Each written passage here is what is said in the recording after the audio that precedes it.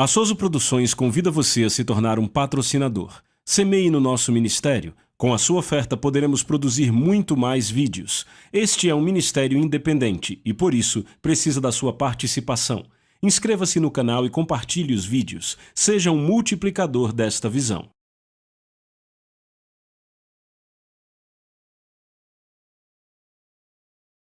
Os versículos usados nos vídeos que traduzimos nem sempre correspondem a versões em português. Muitas vezes precisamos traduzir do original em inglês para fazerem sentido no contexto do vídeo.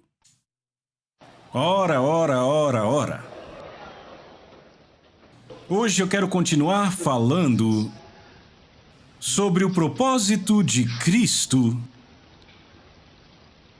em nós. O propósito de Cristo.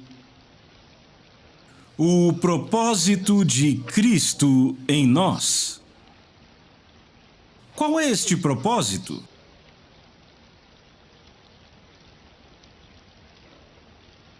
Sabe, para muitas pessoas, a relevância de Jesus tem sido minimizada. Elas não estão certas se Jesus é ou não relevante. Então perguntamos por que foi que Jesus veio? E dizem, Jesus veio para nos salvar. E você pergunta, nos salvar de quê? Muitos não sabem do que ele veio salvá-los. E dizem, bem, ele veio nos salvar? É nosso Salvador? Eu não sei se você já ouviu isso. Dizem, Jesus é o nosso Salvador? E você diz, mas Salvador de quê? E dizem, eu não tenho certeza. Alguns dizem de coisas más. Alguns dizem com toda certeza de coisas más, e você diz, você já ouviu falar que ele veio nos libertar do pecado? Sim, ele veio nos salvar dos nossos pecados. Então, na maior parte do tempo, nós estamos familiarizados com aquilo do que ele veio nos salvar. Então, chamamos ele de nosso Salvador. Nosso Salvador do pecado, o nosso libertador. Então, ele nos libertou de algo, ele nos salvou de algo, é sempre do ponto de vista negativo. O que ele veio fazer para nos tirar de algo, certo? Mas eu estou falando sobre o propósito de Cristo em nós. Qual é o propósito dele? Será que tudo se trata de tentar nos fazer sair de algo? Será que o cristianismo trata só disso? Mas é isso que a maioria dos cristãos pensa. E é o que a maioria do mundo pensa. Jesus, o nosso Salvador. Mas Jesus, ele não quer ser apenas o seu Salvador, mas quer ser mais do que seu Salvador. É por isso que na salvação, Romanos capítulo 10, versículo 9, que é o trecho clássico sobre salvação, não fala nada sobre o Salvador. Ele diz, se tu confessares com a tua boca o Senhor Jesus, crendo com o teu coração que Deus o ressuscitou dos mortos, tu serás salvo. Ele não disse o confessares como Salvador, mas como Senhor, e há uma razão para isso. Porque ele não está focando naquilo de onde ele te tirou.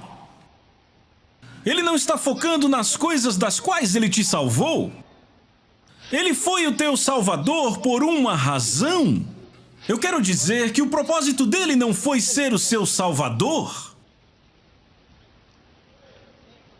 Alô? Você já parou para pensar nisso? O propósito dele não foi ser seu Salvador. Cantamos canções sobre o nosso Salvador. Ele é o meu libertador. Ele é o meu redentor. Teve uma vez que alguém perguntou, disse assim, por que será que tantos cristãos têm uma consciência de destruição? E eu perguntei, como assim consciência de destruição? Ele disse, é que muitas vezes eu vejo chamadas assim, sabe, explosão de oração. Um furacão de jejum. Sabe, sempre é algo... Não tem rompimento. Sabe, eu nunca falei sobre rompimentos. Por quê? Porque eu nunca precisei de um rompimento. Porque eu não tenho nenhum impedimento. Você só precisa de um rompimento se você tem um impedimento? Eu nunca precisei de um rompimento. Mas para muitos cristãos é o rompimento do ano. Esse é o ano do rompimento, é o ano de romper. O seu rompimento acontece esse ano e ano que vem terá outro rompimento. Então, por que eles estão sempre esperando esse tipo de coisa? Porque têm uma consciência só das coisas negativas a respeito da salvação. Eu quero te mostrar uma passagem. Você está pronto? Certo, vamos começar com Deuteronômio capítulo 6. Deuteronômio capítulo 6. Eu quero que vocês leiam a partir do versículo 22. Estão prontos? 1, 2, leiam. Aos nossos olhos fez o Senhor sinais e maravilhas grandes e terríveis contra o Egito e contra Faraó e toda a sua casa. Certo, agora a chave está no versículo 23 e eu quero que vocês leiam com atenção. 1, 2, leiam. E dali nos tirou para que pudesse nos fazer entrar e nos dar a terra que prometeu aos nossos pais. Parem, podem parar. Eu não sei se você viu isto. É o tipo de passagem que você lê e diz, oh meu Deus, eu li isso mesmo? Vamos de novo, verso 23. Leiam. E dali nos tirou. Ele o quê? Nos tirou dali. Dali nos tirou. Como assim dali? Do Egito. Ele acabou de falar sobre Faraó? E dali nos tirou. Ele nos tirou do Egito. Oh, continuem. Para que pudesse nos fazer entrar. Oh! Então veja, ele diz, e dali nos tirou para que pudesse nos fazer entrar. Ou seja, o propósito dele em nos tirar foi nos fazer entrar. Ele não teria nos tirado se não fosse nos fazer entrar. A razão para ele ter nos tirado foi nos fazer entrar. Então onde estava o foco dele? Na entrada. Qual era o propósito dele? A entrada. Então como podemos ficar celebrando a saída? Entendem o que eu digo? A maioria dos cristãos celebra a saída. Estamos livres, eu sou livre, eu sou livre. Eu saí, eu estou livre. Ele é o meu libertador, meu salvador. Libertador, ele te tirou, salvador, te tirou, sim. Mas não é isso que ele quer. Ele diz, e dali ele nos tirou para que pudesse nos fazer entrar. Veja, ele não diz, ele nos tirou e nos fez entrar. Ele diz para que pudesse nos fazer entrar. O que significa que o fazer entrar é o propósito de haver nos tirado. Em outras palavras, quando você diz que Jesus nos salvou dos nossos pecados, foi por uma razão. Ele te salvou dos teus pecados por uma razão. Ele te salvou da pobreza por uma razão. Ele te tirou por uma razão, para te fazer entrar. A pergunta é, onde está você agora? Você de fato entrou ou você apenas saiu? A maioria apenas saiu. E porque apenas saíram, essas pessoas não entraram? O que acontece é que, do que quer que tenham saído, isso ainda as move. Você está entendendo? Então deixa eu mostrar um pensamento na mesma linha que está no Novo Testamento, certo? Vá bem rápido para o livro de Atos. Atos capítulo 26. Capítulo 26. Vamos ler a partir do versículo 17. Vamos ler. 1, 2, leiam.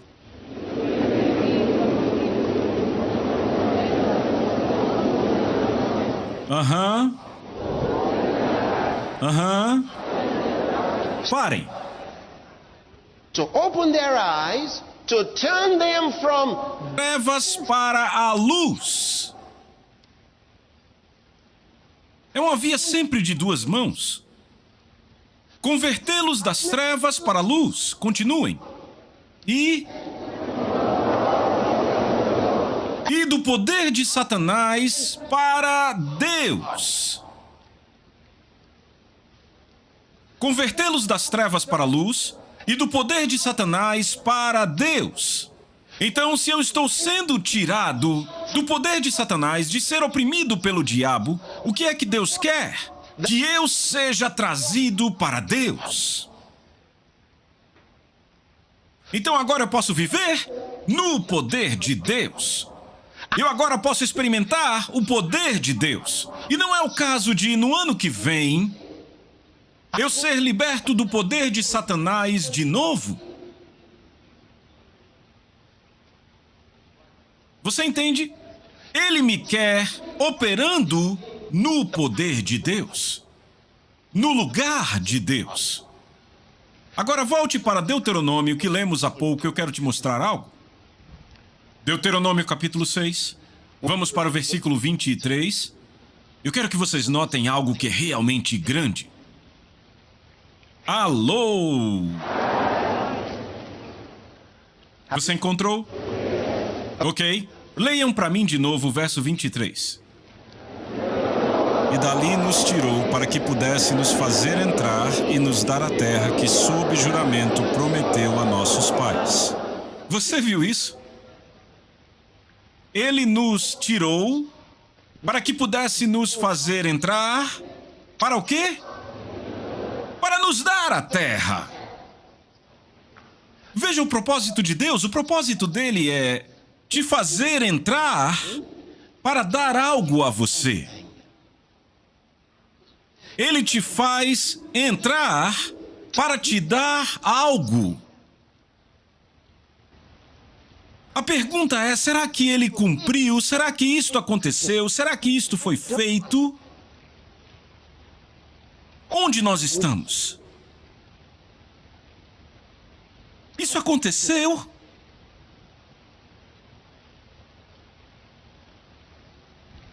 O propósito de Deus.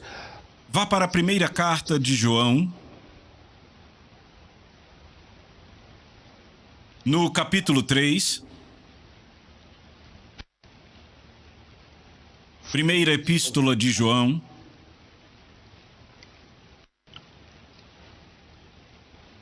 capítulo 3.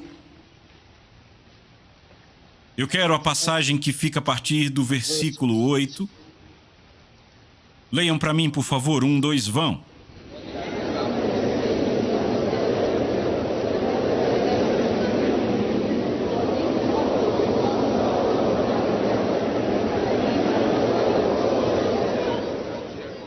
Você viu isso? Deixa eu ler para você. Ele diz: aquele que pratica o pecado procede do diabo, porque o diabo peca desde o princípio. Então ele diz, para este propósito, o Filho de Deus foi manifestado, para que ele possa destruir as obras do diabo. Para este propósito, o Filho de Deus foi manifestado, revelado, desvendado, para que ele possa destruir as obras do diabo. Esse é o único propósito? Não. Tem mais. Aleluia. Então, se isto é verdade, significa que as obras do diabo devem ser destruídas toda vez que o Filho de Deus é manifestado. Onde ele é manifestado? Em você. Em você. Então vamos ver isto. Deus diz que ele os tirou para os fazer entrar. Então, ele nos tirou do pecado pela morte de Jesus. A morte de Jesus nos tirou do pecado, porque Jesus levou os nossos pecados. Ele levou nossos pecados. Então isso nos tirou do pecado. A morte de Jesus. Então eu posso me alegrar, porque ele nos tirou do pecado. Mas veja, esta é a menor parte da salvação. Ele ter nos tirado do pecado é a menor parte da salvação. Ele nos tirou da doença é a menor parte da salvação. Ele nos tirou da dor é a menor parte da salvação. Mas é com isso que a maioria dos cristãos se alegra. Cantamos canções sobre isto. Então vemos dois lados da salvação: nos tirar para nos fazer entrar. Agora notem, não é tirar e fazer entrar. Ele diz nos tirar para nos fazer entrar, porque um está condicionado ao outro, certo? Ele te faz entrar porque você foi retirado, e você foi tirado para ele te fazer entrar. Então se você foi tirado e ainda não entrou, não, então ainda não há sucesso. Alô? Então, oh Deus, você me salvou. Não pare aí. Entenda, você me salvou para um propósito. Vê, imediatamente a sua vida muda quando você pensa assim. Quando você pensa que você tem uma vida com um propósito, a sua vida muda. Mas quando você não sabe que a sua vida tem um propósito, você vive uma vida derrotada. Veja, você não vive para nada. Tem gente que diz, eu sou só um grão de poeira. Você não é só um grão de poeira. Oh Deus, você me salvou para um propósito. Significa que eu sou alguém. Você me salvou para um propósito. Há uma razão para a minha vida. Você me tirou do pecado para um propósito. Para um propósito. Propósito. Propósito. Há uma razão para eu ser. Propósito. Oh, eu não vivo por nada, então todo dia quando eu acordo, eu sei que eu sou alguém diante de Deus. Eu sei que eu tenho uma razão para viver. Alô? Você está vivendo com propósito? Olhe para mim agora. Você está vivendo com propósito? Sim. Não viva uma vida vazia. Viva por um propósito. Viva por um propósito. Então eu nasci de novo por um propósito, entende? Não apenas uma vida comum. Oh! Então vamos. Vá para Romanos capítulo 4.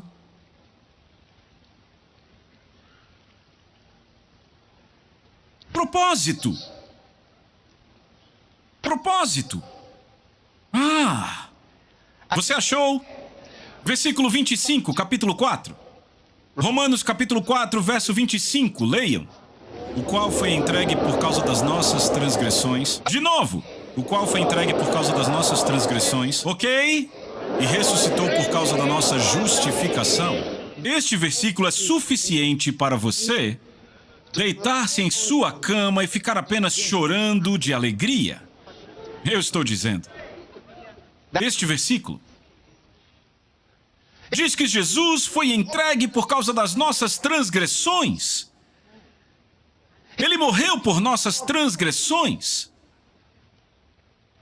Ele morreu por nossas transgressões, então quando ele morreu, fomos libertos do pecado. Então eu fui liberto da punição, porque ele foi punido em meu lugar, a minha culpa estava sobre ele, ele foi entregue por nossas transgressões, eu era culpado. É o que ele está dizendo, eu era culpado e Jesus foi entregue por causa da minha culpa.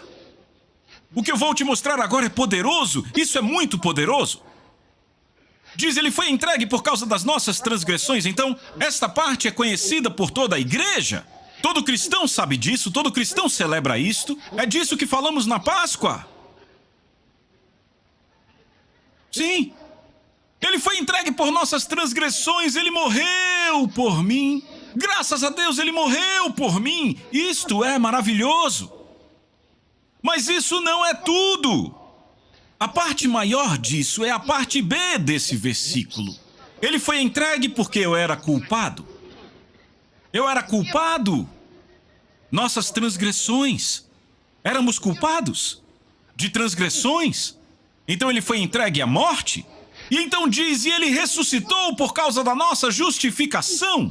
Eu não sei se você percebe, se você entende, se você pega o quadro completo, mas isto é estonteante. O que ele está dizendo? Ele ressuscitou para minha justificação. Quer dizer que quando ele ressuscitou da morte, eu fui declarado não perdoado, não redimido. Você está ouvindo? Justificado. Você não é redimido, é justificado. Ouça, há uma grande diferença. Quando você é redimido, significa que você é liberto por alguém haver pago o preço para a sua libertação. O cristão não é redimido. O cristão nasce de novo. Então a Bíblia diz, se alguém está em Cristo, ele é uma nova criatura. As coisas velhas passaram, tudo se tornou novo. Agora a pergunta é, se você consegue ver isso ou não? Diz que ele ressuscitou por nossa justificação. Justificação significa que você é declarado não culpado. Veja, isso não é o mesmo de ser declarado perdoado. Por um lado, ele diz que você era culpado e ele foi entregue em seu lugar. E diz que quando ele ressuscitou, você foi encontrado não culpado. O que aconteceu entre os dois? O que aconteceu entre os dois? Eu vou te mostrar. Quando ele foi entregue, ao carregar a cruz, indo para o Calvário, para o Gólgota, enquanto ele ia, eu estava nele. Ele foi condenado em meu lugar. Então, quando Deus olhou para Jesus com aquela cruz, ele me viu nele. Você está ouvindo? Toda a minha culpa estava sobre Jesus. Todos os meus pecados postos sobre Jesus. Então, Deus não estava olhando para o resto do mundo. Ele não estava olhando para o que você fez, estava olhando para ele, para o que ele estava carregando. Ele é chamado de Filho do Homem. Ele foi representando o homem. Então, ele foi para a cruz com os meus pecados. Então ele foi crucificado naquela cruz. Quando ele foi crucificado, eu fui crucificado porque ele foi crucificado em meu lugar. Eu é que era o culpado. Você está ouvindo isto? Eu era o culpado e lá estava ele morrendo em meu lugar. Finalmente ele disse, está consumado. Ou seja, tudo o que ele precisava fazer para que eu fosse liberto foi cumprido. E todas as antigas alianças foram cumpridas. E então ele morreu. E quando ele morreu, eu morri. A alma que pecar, esta morrerá. E eu cumpri isto quando Jesus morreu. Você vê isso agora? Então, a partir daquele dia, todos podiam se alegrar. Eu sou livre, livre, livre. Mas o problema era que ainda era possível voltar para o pecado. Ainda era possível para Satanás nos condenar, porque voltamos para o pecado. Então, o propósito de Deus não era que Jesus morresse. Este foi o meio para um fim. Então, aquela salvação do pecado era o meio para um fim. Deus não estava olhando para a libertação do pecado. Ele não estava olhando como Jesus foi entregue por causa das nossas transgressões. Ele estava olhando para o lado maior. E então, quando Jesus morreu, ele foi sepultado e você sabe a história, ele foi para o inferno. Certo? Ok? No terceiro dia, Deus o ressuscitou. E o que Deus disse? Tu és o meu filho. Ele diz, hoje eu te gerei. E o que é gerar aqui? Dar à luz como filho. Então ele nasceu de novo quando ele ressuscitou dos mortos. Ei, isso é poderoso. Quando ele nasceu de novo, ele veio com uma nova vida. Isto é maravilhoso, ele veio com uma nova vida. Nossos pecados foram pregados na cruz. Ele nasceu de novo e agora ele é o nosso representante diante do Pai. E a Bíblia diz que todo aquele que busca por ele recebe a mesma vida, a vida da ressurreição. Agora aqui está o grande ponto. Se alguém está em Cristo, não é mais o que costumava ser. É uma nova criatura. Se isto é verdade, que ele é uma nova criatura, não pode ser uma pessoa perdoada, porque morreu. O homem perdoado morreu. Aquele homem redimido morreu. Sim, foi redimido pelo sangue de Jesus, mas morreu. Então agora você é uma nova criatura. Uma nova vida. Uma nova espécie. Então a Bíblia diz que somos as primícias da sua criação. O que são primícias? O primeiro e o melhor. É isso que somos agora. Então em Cristo eu não sou mais o que eu costumava ser. Eu posso ter nascido com um genótipo defeituoso que veio da minha mãe, mas quando você nasce de novo, você é uma nova criatura. Você vê a diferença? Agora, podem fazer exame com o seu sangue e encontrar o mesmo genótipo, mas isso não tem nada a ver com a sua vida. Você está ouvindo e eu te digo por quê? Porque a Bíblia diz que quando você nasce de novo, você não nasce da vontade humana, você não nasce do sangue, você está ouvindo, você não nasce da carne, diz que você nasce da palavra de Deus, do Espírito de Deus. Tem outra passagem, Romanos capítulo 8, a partir do versículo 11. Se o Espírito daquele que ressuscitou Jesus habita em você, ele diz, este mesmo Espírito vivificará o seu corpo mortal. Então você vê, você não está vivendo pelo sangue. Foi por isso que Jesus disse, estes sinais seguirão aos que crerem. Se beberem qualquer coisa mortífera, não terá poder sobre eles. Aleluia! A Soso Produções convida você a se tornar um patrocinador. Semeie no nosso ministério. Com a sua oferta poderemos produzir muito mais vídeos. Este é um ministério independente e, por isso, precisa da sua participação. Inscreva-se no canal e compartilhe os vídeos. Seja um multiplicador desta visão.